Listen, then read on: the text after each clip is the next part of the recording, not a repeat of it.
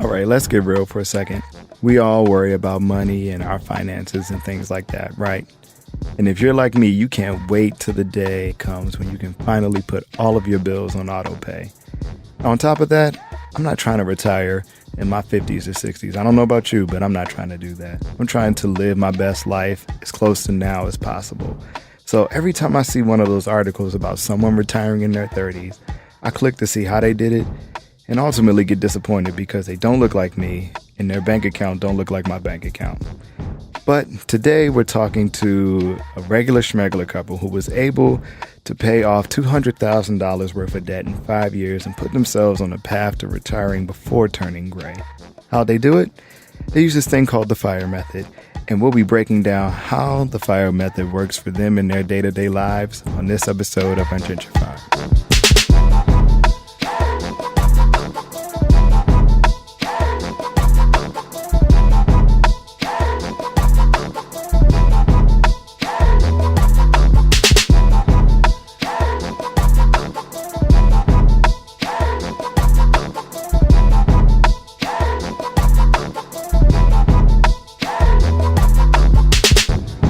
All right, thank you for joining another episode of UNGENTRIFIED. Of course, you know who this is. This is your boy, Kent Johnson. And this is one of my favorite times because I get to actually do this in person with people.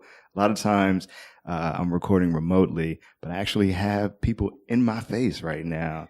And I'm going to let you know who that is in just a second. But as you guys know, I always ask everyone who comes on the show what's on their radar at the moment. So what's their favorite thing? What's your favorite movie? What rabbit hole have you fallen into on Netflix? What are you learning on YouTube? Like, what's your jam? What is your favorite thing right now?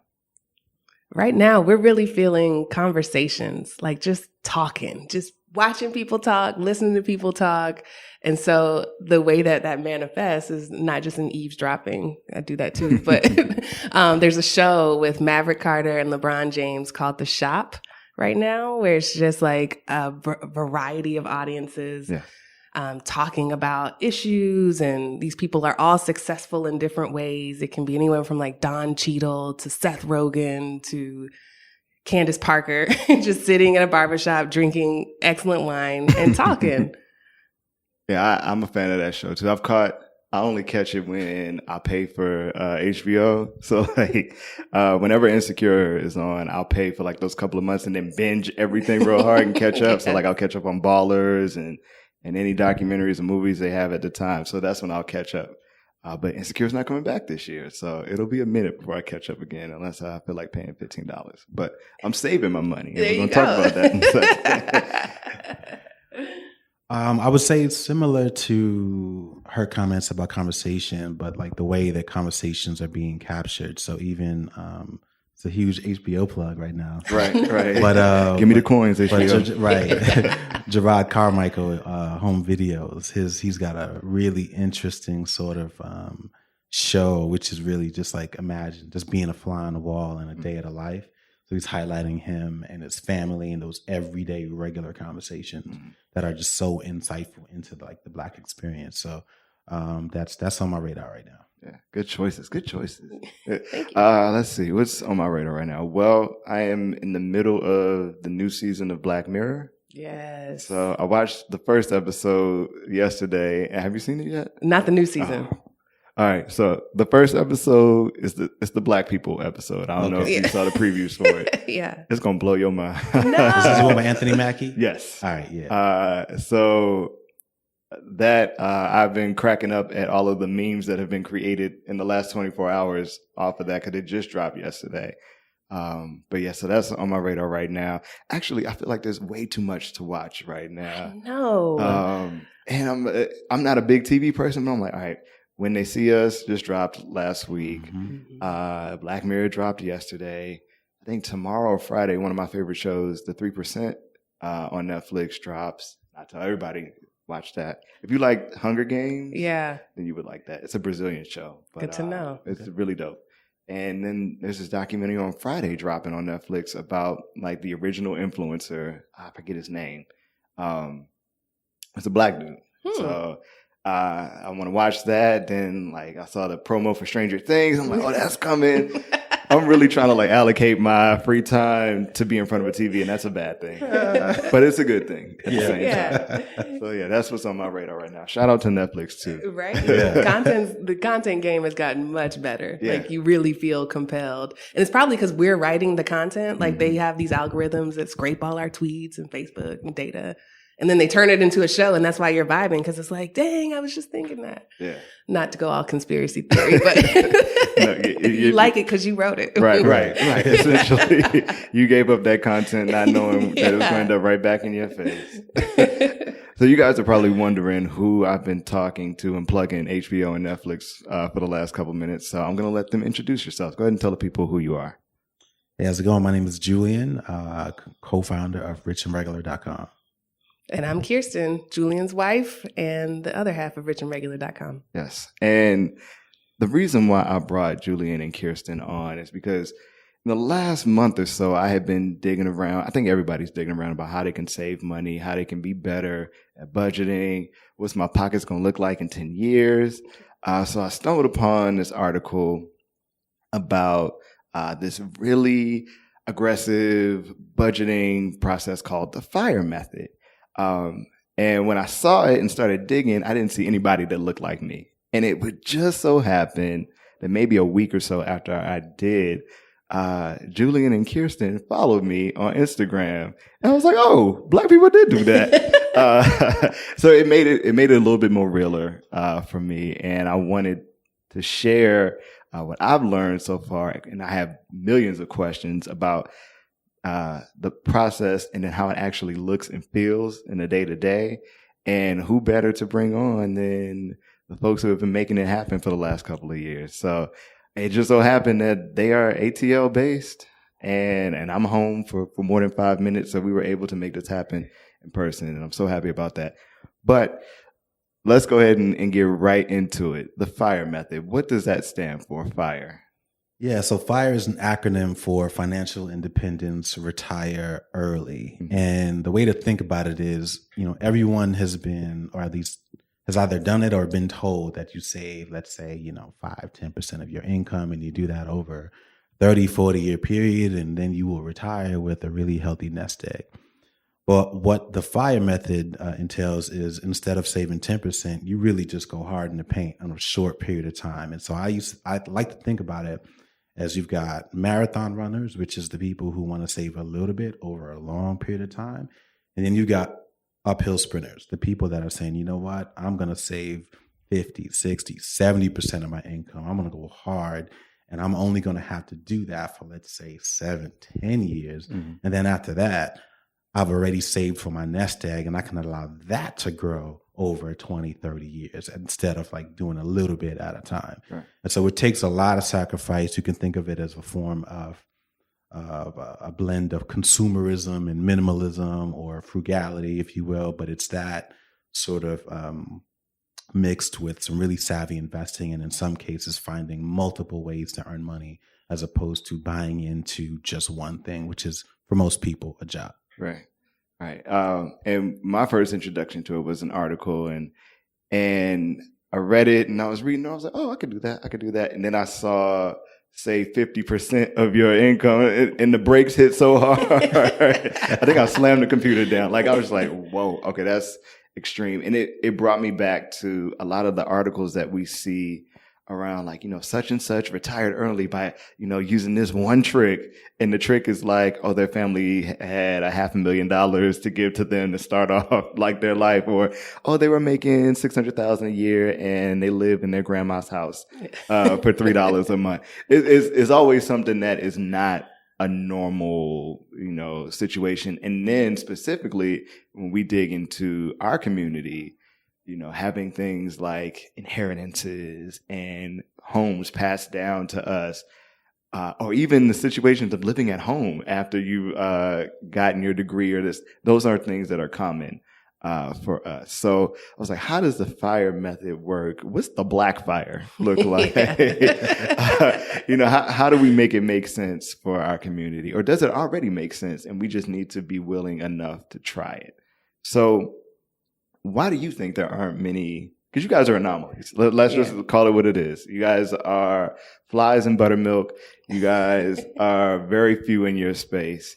Why do you think that there aren't too many of us in this fire, so to speak? I don't know. I have some theories, which I'll get into, but it baffles me because a lot of the methods and the principles behind FIRE are ones that our lighter, brighter other brothers have adopted and co-opted from people of color, from Black people, from minorities, from immigrants. Things like what they call house hacking, which is basically you own the house, but you have a roommate who covers the mortgage for the most part. Mm-hmm. That's a tactic that, minorities have been using for a long time. It's just called like living with your auntie for a while or having a roommate. There are other things that exist that we know innately, but we've somehow been taught that once you make it, you stop doing those things. And this group of people said, no, I'm going to keep doing it even when I have the money so that I can continue to save at a high rate. Mm-hmm. Is it a foolish pride that kind of sits with our community? Like once we've made it, whatever made it is, that we can't do those things. Like you said, we can't live with auntie for a little bit because I got my degree. I got a way to make it, or I can't go back home because how am I people going to look at, me for doing that? Is there a foolishness around it? I don't know that it's, a foolish pride as much as it is. Here I go with my conspiracy theories again. The imagery around what rich looks like for Black people. There's like one image of like what rich, you're either Oprah or Diddy or you're some corporate executive or you ain't rich at all. And for white people, they have examples like Mark Zuckerberg and Steve Wozniak and all these like weirdo billionaires who walk around in flip-flops, who live very humble lives. Warren Buffett drives like a Taurus or something, like some sort of Ford, reasonable car. Maybe it's a Buick. I don't know. But they have all these imageries of like people who make a lot of money and don't spend it or aren't flashy. And I don't know that Black people have as much of that imagery. And so we assume that, once you get rich, it has to look a certain way. And then we go do that thing. Right. Yeah. Prime example. We just learned that JayZ is considered a billionaire. I'm saying considered. I'm not shading JayZ at all. Saying considered because Forbes said it, and we know that Forbes money's calculations are funny. But I'm pretty sure that he's probably a billionaire or has the assets to accumulate to that. But people, of course, were exceptionally hype about it. But we had to put into reality that he's one of like 5 Black billionaires, yes. And he even came into the game with a nest egg. Like he came in with like $900,000 when he started. So definitely, if we go back to his origins, when he was born, he was in a space that a lot of people in our community may have come from. But when he actually got to the money making part, he had some comfort there. And it took a while to make that happen. But people are wanting the vision of a billionaire on a thousandaire. Exactly. And then what is it? The study is like, well, most of us, if we make like $60,000 a year, that's enough. I don't know if it's changed since I forget how long ago that number was put into place, but 60,000 was enough to live comfortably. But you had to determine what comfort is. Uh-huh. And even just yesterday, I was sitting down with 2 friends of mine, and they're like, that more money, more problems thing kind of came into place. It was like, when we were in school, we didn't think we'd be making $200,000, $300,000 a year. And now I'm like, I don't know what's going to happen, until the next paycheck. And it's like, you would have never thought. I remember getting hype off of my first salary job out of undergrad. I was making like $35,000 a year. You can tell me I wasn't living. Nothing. Right now, I'm like, I could never make it. I would never survive. Yeah, I made $40,000 out of undergrad and immediately went and bought a $35,000 car. Like, you couldn't tell me nothing. Yeah. I deserved luxury. Yeah, and so and I know why we do that. It's just like, a lot of times we're the first in our families to be able to do that. Whether it makes sense or not, the fact that we can is something that kind of gets us in these bad financial spaces. Mm-hmm. But and I hate to be nosy, but I did bring y'all here for something. So, okay, the saving half of your income thing, that part of the FIRE method. How did you guys make that work for you? Or is that your goal? Is that what you guys strive for? Well, let me say this. There is no one way to do it, right? So, you're not FIRE or pursuing FIRE if you're not saving at least half of your income. Let's just start with 15%. The national average savings rate is closer to like 3 to 4%. Wow. Right. So let's just start with getting to 10. Can we get to 10? And then from there, let's say you get a job or you pay off a bill. From a cash flow perspective, that can be the same thing, And in fact, we prefer and encourage people to do a better job of paying off your debt, because that's in most cases a lot easier to give yourself a raise than it is to do backflips and jump through hoops and, do all these other things to then get a promotion. Because what comes with that promotion is a boatload of stress in a lot of cases. Yeah. And, you end up spending that money that you just got anyway. But how we dealt with getting to 50% was, sort of drawing a line in the sand with what made us really feel good, what brought us joy, right? And I'm not trying to get all Mary Kondo, but like those were some of the conversations that we would have. We would say, we just went out for dinner last night, and we actually didn't have this conversation. But if it was a couple of years ago, immediately afterwards, we would have said, all right, now, was that worth $300? Was that worth $400?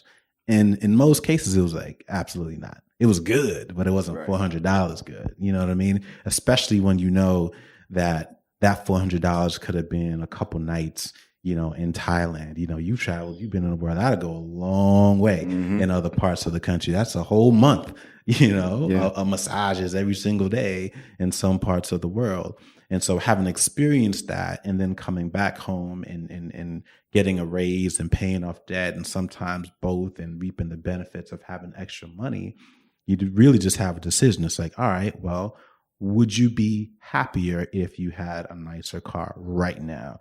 And then you compare the value of having that nicer car or that bigger home to having the option to walk away from your job and do whatever you want. Start a business, start several businesses, retire, take a decade if you want to. You can do what you want. And so we just really made that trade-off between what is it that we think we value most, these things right now, or the freedom to do pretty much whatever we want in 5 to 10 years. So a term we hear a lot in finances, especially finances in the U.S., is that people are living check to check. Mm-hmm. Like if some kind of emergency happened, I think it was like if an emergency of $400 or more happened, most of us in the U.S. would struggle with making that happen to cover that emergency. How do you break the check cycle? What's an initial step to kind of get out of living paycheck to paycheck? And I know that's not attainable for everybody. Every situation isn't the same, but is there a way to kind of pull yourself out of, I'm waiting till the 15th. Like, I got paid on the 1st and it's the 5th and I got $28.02 to last me, this next week and a half. Is there a way to break that kind of habit? I think it depends on what the situation is. There are a lot of people that earn a boatload of money. And because of that, they just don't pay attention to where the money goes. And so they swipe, and they've got things going on auto, out the door, and they've got all sorts of subscriptions and services and things that they bought into, or things that they can't keep up with that lead to fines and then go on and so on and so on. So that's one issue. And you got too much money, you don't know what to do with it, and then you can't keep track of it. But you've got some people, if we're just being honest, that just don't make enough money. And I'm not shaming them for not making enough money, but if you don't make enough money and you've locked yourself into a path that will continue to lead you down the struggle lane, at some point you've got to make a decision. Like, how much do I love this profession? How much do I love this industry? How much do you believe that this is something that you were called to do? Or at some point, do you just say, you know what, I'm willing to not pursue my passion or whatever it is in exchange for earning more money so that I can dig my way out of this hole and build a better life for myself. Mm-hmm. And in some cases, it's a combination of both, but there's no one way or one issue to sort of break in order to break that paycheck to paycheck cycle. It just sort of depends on your original position. So in doing that, I know some of us have broken the cycle by adopting a side hustle. I was just about to say that. So that segues us perfectly. Kiersten, does everybody need a side hustle? I think so, yes. Yeah. I think everybody needs to know what it's like to generate income on their own. And that you can call it a side hustle, you can call it an income generating passive investment, you can call it a rental home, whatever you call it. I think everyone needs the experience of not relying on an employer to give you your money, to give you your livelihood. Because it's just it's an important skill, and it's important to pursuing something like financial independence. You have to believe that you're capable of exchanging value for money. And so, yes, I think I'm not a huge fan of the title side hustle, because there's a lot of ways that you can earn income without, hustling. There's a lot of passive ways. And I know that you can have a passive side hustle, but yes, I think everybody should have multiple streams of income that they can generate at any point. And I appreciate the way you put it, that everyone should know the feeling of making money on your own without, like you said, it being attached to an employer or something like that. I really like the way you put it that way. Because it's a level up on mindset. I think a lot of people think about money as an exchange of time. And because that's what work teaches you. You clock in, we pay you, and then you clock out kind of thing. But really, when you understand how money works and how abundant it is an exchange of value. And that value doesn't have to come at the expense of time every single time. It might come at upfront time. Like you might have to set up something and, you spend 3 months creating a project. But if you can add value to anyone's lives or anyone's business or any effort, people will pay you. So we've talked about the more extreme side of it, the 50% savings or getting close to that. But another side of the FIRE method is kind of having this aspect of minimalism involved in it. So that's a thing that's been a topic of conversation for the last couple of years. How can I have less of a footprint on this earth? How can I, stop relying on, miscellaneous things to make me happy? How does minimalism, or what does minimal look like in your guys' home?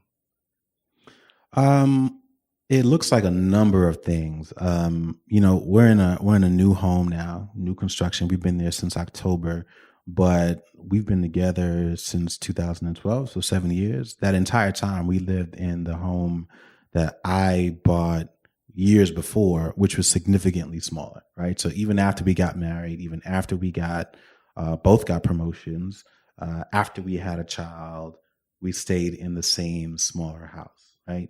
We could have done what most people do is as soon as you get married, you get that money, you get every little dime from the, what do they call it? The registry, right? And you put that towards the down payment for the house and you immediately buy up. We didn't do that, right? We projected long-term and committed to living small because we knew that allowed us to enable a higher savings rate over that time.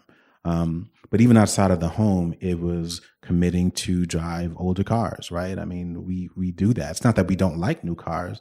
I just set foot in a Tesla the other day, and I was damn sure tempted. Anytime I rent a car, I was like, "Oh, cars do this now." Yeah, I know.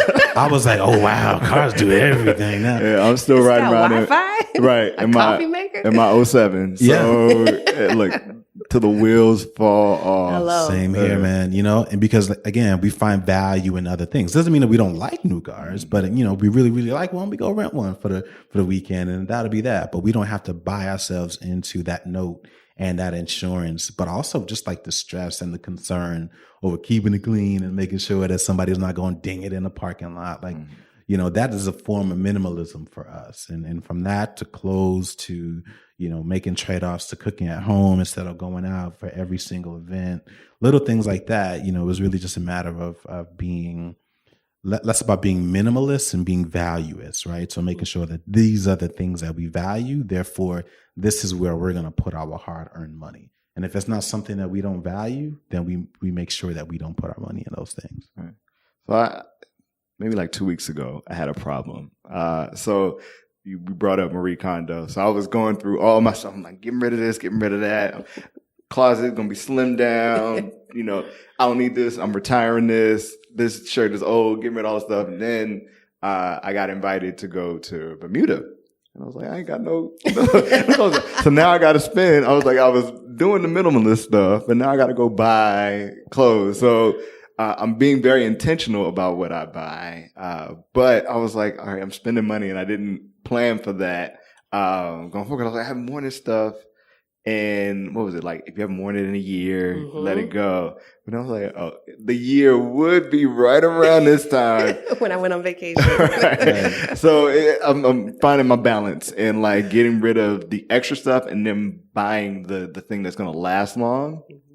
Cause I think we live in a space of like fast fashion and how things are just incredibly replaceable. And, I mean, I've been like that anyway, but it just reminded me of that. I was like, well, damn.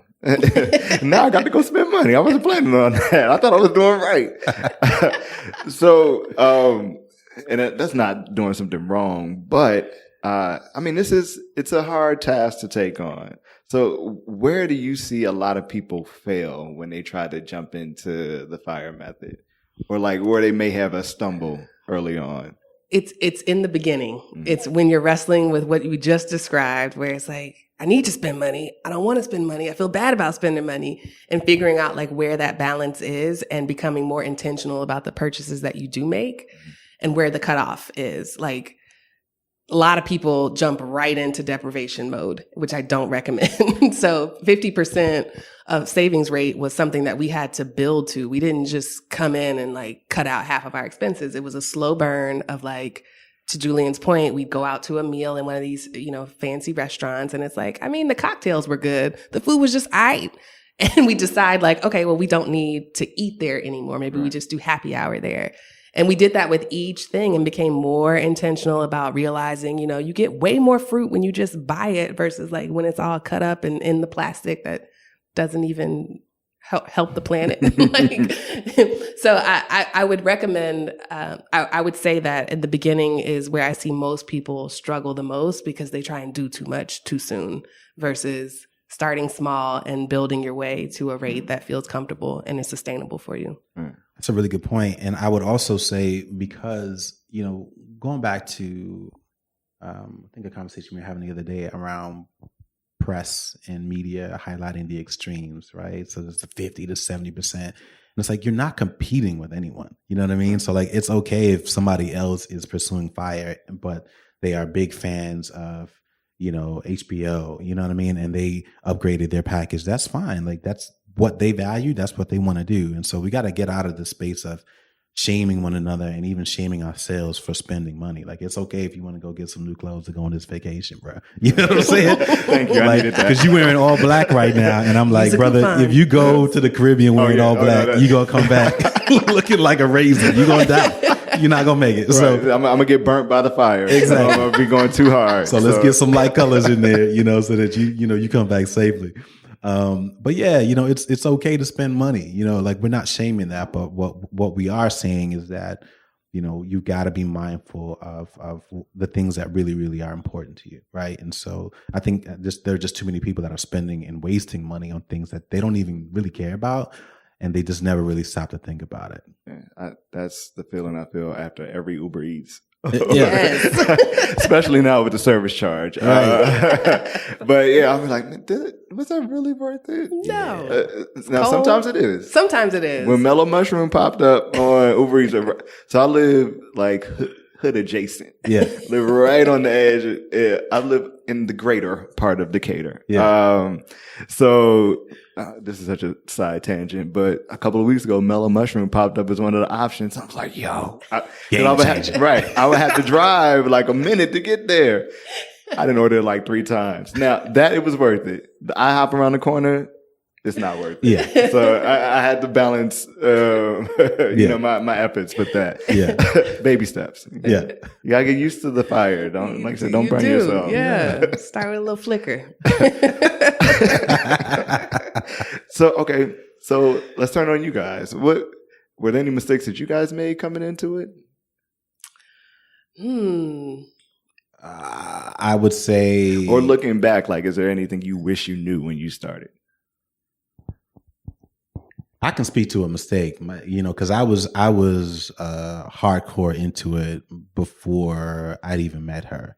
And so I would say the mistake I made was shaming her for some of the decisions that she was making. Now, granted, she was making some pretty silly decisions, but I shouldn't have approached it the way that I did. I was kind of like, shame, like, how dare you, how dare you get money from a non-branded HCM? That's $2. You just spend money to get another bank money. Give you your money. Somebody to give you your money. Yeah, I remember those days. Yeah. I think because I was the less financially savvy one coming into the relationship. And I think something I wish I had known earlier was that you don't need to be an expert and you don't need a money expert to manage your money effectively. Right. Sorry to any of the money experts out there. It's optional. And I think I assumed that it was mandatory. And I was looking for this guru to come in and like magically, like this Wizard of Oz, to manage my finances and teach me how to invest. And I didn't realize I was capable of managing my own money and that it's not as difficult as the industry would make it seem. They purposely make that language opaque. They purposely add all of these words and acronyms to make you feel like you can't do it. And they benefit from that. They get management fees and all sorts of other service charges because you don't feel empowered to manage your own. But when I realized you could just invest the same way you buy like a Spotify membership or any other online transaction, it changed everything for me. Like it became way more approachable. And when I did have that extra $500, I was like, oh, we'll just put it in the market fund. We won't, They hit you with the line, are you going to get all your medical advice from the internet too? Right. Or, when you get something wrong with your car, you're going to take it to the guy on the street, or you're going to go to a reputable. They hit you with all the lines to convince you that you need to have, shut off the part of your brain that tells you that you know anything about money and stock markets and that sort of thing. And that what you really should do is just leave it up to the professionals. When in reality, for most people, you can do it yourself, and you don't have to, give it to somebody else who, by the way, is taking a ridiculous amount of money, which they certainly don't tell you up front. But they're in most cases taking huge amounts of money straight out of your portfolio, whether it does well or not, in exchange for your complacency. So let's shift a little bit. So F.I.R.E. We brought that up earlier. One of the things that I feel happens or is a mindset in our community is kind of the living now versus living later. And we have reason to operate like that. We see things every day that show us that life is precious. And things could change on a drop of a dime. So the idea of retirement seems so far away for a lot of us, or it doesn't even seem like it's there. I look, especially like for Black men, the life expectancy. You see like Bernie Mac was 50. You see, and people who are like, that's 20 years away from me, and I'm still trying to get to that point. That's supposed to be the prime of your life. Mm-hmm. It would seem as though the F.I.R.E. method would be more beneficial for people who thought like that. If I feel like I'm not going to be here at 60 or 70, let me get my life right now. Exactly. Let me, struggle for a little bit right now. But then you have the other side of it. It was like, well, let me live right now on what I have, because I may not be here to benefit from it whenever it comes. Why do you think we feel that way? And then what if I'm not around for the payoff? Like, I think that was a question that kind of popped off for me, is that, we're all thinking about retirement, however route you choose. But a question I think would be relevant to the community was like, what if I'm not around for the payoff? I battle that with, let me pop a bottle in the club right now versus, I could have some orange juice 20 years from now because I saved up. Like, how do you balance that? Is there a way to?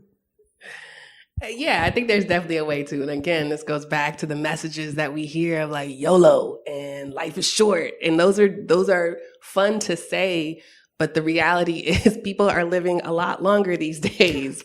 And what is killing people are things like heart disease, things like cancer, things that you don't have time to take care of your body the way that you need to, the time to make healthier choices because you're always at work. Mm-hmm. And so it's hard for me to reconcile when people say, I would rather work my butt off, normalize the burnout, go buy a bottle at the club because I need a release, so that because I don't know if I'm going to be here later versus like the alternative. And maybe it's just that people don't know that there's an alternative out there. Right. Maybe people don't know don't see enough examples of older Black people who are really like living their lives and enjoying it. It's one of the benefits of travel is when we love seeing, 50, 60-year-old Black people in different countries. Right. And they always come up to us and they always, want to share stories and learn more about us and vice versa. Because I don't see a lot of that in America. I don't see a lot of like snowbirds in, Florida who have their vacation home that are Black that came down. Like I see a lot of, older white people like that, but it's just not modeled a ton in our community. Retirement isn't. Yeah, I completely agree. And I think it's a marketing problem, right? The way we think about it is, and I don't remember the exact stats, so I'm just going to say what I think it is. But on average, I think people in the United States are exposed to around 4,000 marketing messages a day. Wow. Right? So think about it. I mean, it could be this logo on your laptop. It could be, apps that are, pop-ups, billboards on the highway, you name it. Like it is a constant barrage of, hey, buy this thing. Hey, consider spending your money with us. Commercials, you name it. And so we've been conditioned to part ways and to spend our money. We've not been conditioned to invest nearly as much, right? So for every blog post we write, or for every message that is encouraging someone to save and invest their money, or for every example of, a couple that has done well, you're surrounded by like 4,000 other messages that are telling you, nah, bro, go ahead and spend that money right now because this is where it's at. And look, everybody else is doing it. And so, we're hoping that this movement catches fire so that there are more examples of people that are living it, making it look approachable and relatable so that people can genuinely envision themselves reaping the benefit the same way that they could, see that bottle that's in front of them. Mm-hmm. So what kinds of questions do you guys get about how you live and finances and things like that? What are this? Because I know people are asking you crazy questions. Yeah. First, I always say this one. The very first, when we first got public, I went public. One of my old coworkers reached out to me and we did lunch, and she was like, "You one of them people that be splitting up toilet papers?" Yeah. I was like, "Hell nah!" I use good toilet paper. Right. You know what I mean? So no, we're not. We're definitely not. That extreme. But a lot of the questions that we get are really basic things around, like what is an index fund, or what was your approach to finding rental properties? How are you going to pay for health insurance? And what it reveals, unfortunately, is just how financially illiterate so many people are, right? And that's not an insult. That's a reality. Right. Many of us really don't understand the fundamentals of personal finance. But we also get a lot of questions from couples who are let's say already married, already in a relationship, and then they are just stumbling into some of those really difficult conversations about money. And so it's like, man, how do you get him or her on board, man? Because when I tried to do this, like, this was the response that I got. And that's scary because like, we're not like relationship experts at all. You know what I mean? Because, and again, these are questions that ain't got nothing to do with money. This is more like, ooh, you realize you probably should have had this conversation right. before you went ahead and put a ring on it, or before you said I do. And so we get a lot of questions about like just how to sort of get and stay on board. And I think what we tell them is just give each other grace and give each other time and to be kind. Like, it's simple stuff, It wasn't like it was easy for us. We stumbled into an awkward conversation, but we were persistent enough to stick to it and to keep going. And it worked out well, and it's continuing to work out well for us. So let's lay out some resources. If someone were looking to get warmed by the fire, where would they start? What kind of websites should they be visiting? What apps should they look at? What kind of research should they do? Where should they start? It depends on what kind of learner they are. So if they're more interested in just sort of what FIRE looks like day to day, I would say to follow us, Rich and Regular. And there's a pretty active Instagram and Twitter community of other FIRE bloggers. So they're documenting their day-to-day lives on how they apply these tactics every day. If they're more of a visual or a sort of book, I want to study it, I want to know exactly how it works, there's a bunch of FIRE books that came out this summer. There's Playing with FIRE, which also has a documentary. So there's a visual aspect in that one. And then there's Financial Freedom by Grant Sabatier. There's Work Optional by a woman named Tanya Hester. There are lots of different books if you're into more studying what FIRE is versus like seeing what it looks like. And I'll list all of those in the show notes for you guys as well.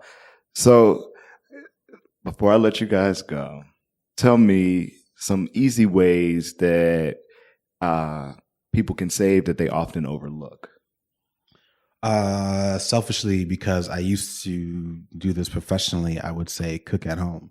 We spoke about restaurants. You spoke about Uber Eats. I think people have the tendency to have almost all the ingredients that they need already at home. You got all the condiments, all the seasonings, all the spices and things, but you just don't really know what to do with those things. Or you may have a series of ingredients that were the remnants of something that you cooked last week, but you don't know what else you can do with those things. And so I think when you learn how to cook and you master like certain techniques, it opens up so many other possibilities. It was like, man, I can do this with that. I can, I can put that in the air fryer. I can do all these different things with it.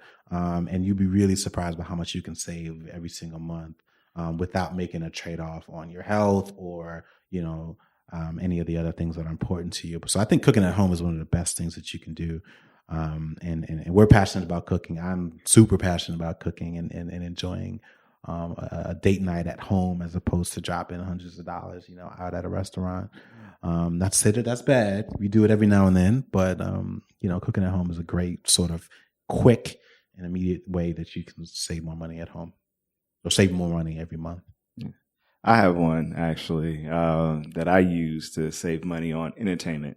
So I don't pay to go to the movies. I sign up for screenings a lot. So often I'll see movies before they come out, or if it's after, it's for free. Mm-hmm. So I still get that, entertainment kind of factor, but I'm not paying $20, $30, $40 to go to the movies because the movies are mad expensive now. Mad expensive. All right. And it takes me back because when I was a kid, like when I was 16, 17, go to the movies, I would never eat at the movies. We would always go to like the Denny's around the way afterwards. It was like, it's cheaper to eat here than it is at the movies. So like I went to the movies, was it last week?